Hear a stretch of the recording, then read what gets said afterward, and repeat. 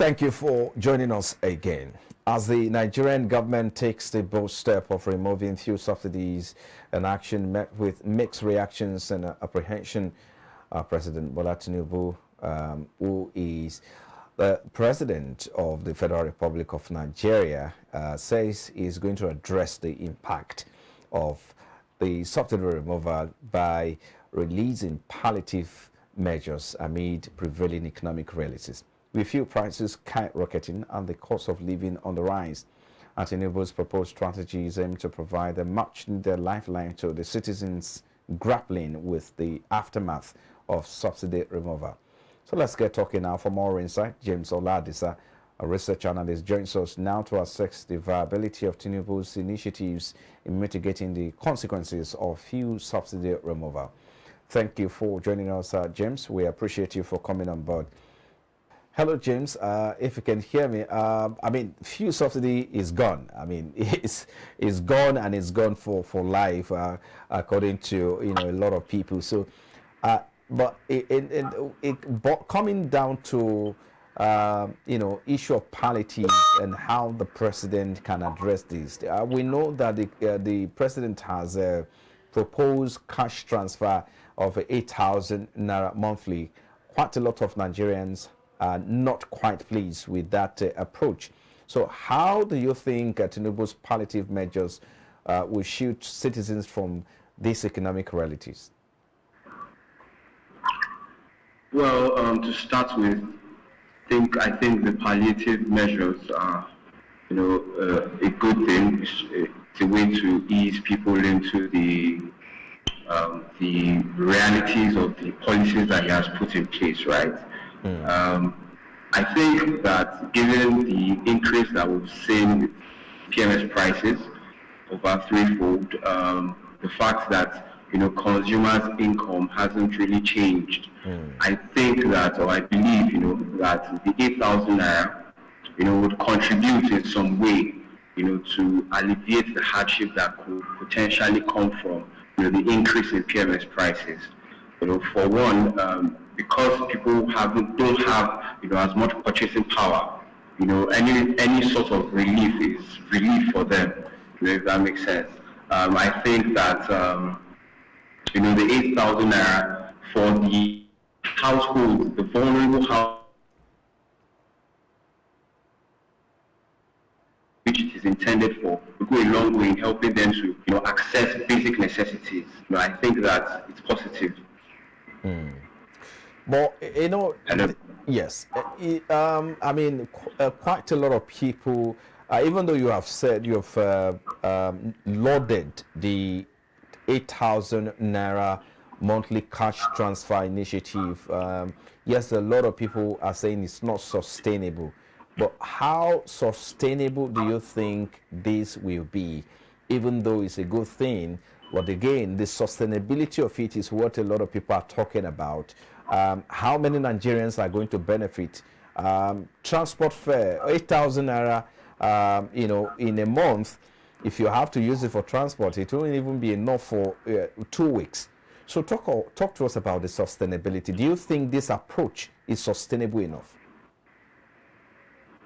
Well, in my view, I would say it isn't sustainable, right? And this is because when we look at palliatives, by their very nature, they are expected to last for a short time and just sort of ease people into what the reality is. But in terms of whether the government is able to meet up with this cash obligation, I think so. For one, when we look at the direction that the government is going, they're trying to increase tax revenue, and that will go a long way in boosting the country's revenue. We also know that security architecture around, our crude oil is improving. Recently, we saw news around how the government or the security that is in charge of protecting, our oil assets was able to, capture a ship or a boat that had stolen crude oil. And I think that with these measures in place, the government will be able to generate the revenue that it would then help them to be able to pay the 8,000, that is needed for vulnerable households. But in terms of how far it would go, I would say that it wouldn't go so far, for consumers. The cost of transportation is high, as you mentioned. Nevertheless, I believe that they are taking a step in the right direction. So if we see, them putting more effort in terms of the palliatives that will come, for now, this is what we know. We could possibly see some more palliatives or something in the form of a palliative coming, in the next few months, and I'm optimistic that that will happen, given that they are very much aware of the condition of Nigerians in this situation. If you look at this strategy put in place, only a few Nigerians will benefit, because if you also look at the parameter, or what are the barometer to measure who is poor and who is not poor, that's another debate entirely. To see that these palliatives actually get to those who are supposed to get it. It's about 500 billion naira. The first phase of this initiative is about 500 billion. So, in your own opinion, what other measures do you think, as a citizen, as a research analyst, what other measure do you think the administration can deploy to sustainably tackle the effect of this subsidy removal on average Nigerian? Okay, thank you for that. For a sustainable and long-lasting solution to, the reality that we find ourselves in, I think one key place or one key sector that needs a lot of attention would be infrastructure, because it's through infrastructure that, we would be able to adjust adequately to, the situation that we are in now. I think that is one of the major areas that we will be able to see sustainable and long-lasting solutions to, the increase in PMS prices, the removal of fuel subsidy. So we look at transportation, for instance, right? If mass transit is put in place in each state, and this mass transit is, we could look into buses that are being powered by CNG, for instance, which people say is a viable alternative for fuel. I think that this kind of investment, or this kind of moving in this direction, would do a lot to ease Nigerians' hardships in these trying times. Okay.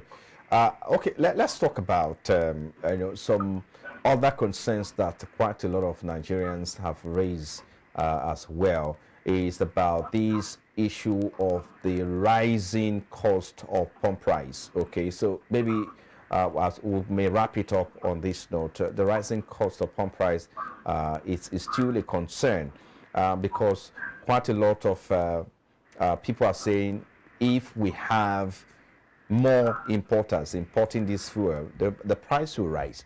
So do you take the same position? What's your thought on this? And do you think the price of petrol will drop, or it will rise, as we wrap up now? Sorry, please, could you take a question again? Okay, I'll just asking you to talk to us about your outlook. What's your projection, or what's your expectation? Do you see the pump price dropping soon, or do you think it's rising? Well, let's talk about the factors, that are causing pump price, that could cause pump price to rise. One of them would be crude oil prices in the international markets. For about 3 months, they've declined from the high of about $100 per barrel to around 70. And more recently, they increased minutely to around $80, $78 to a barrel. Okay. That's one of the factors. The second factor would be the exchange rate, right? And we see that on that front, the government is doing a lot to try and improve liquidity. And if that works out, we would expect to see, the naira strengthening against the dollar officially, right? And that would mean that the exchange rate that will be used to convert PMS prices, which are imported, would be lower, and that would translate to a lower pump price.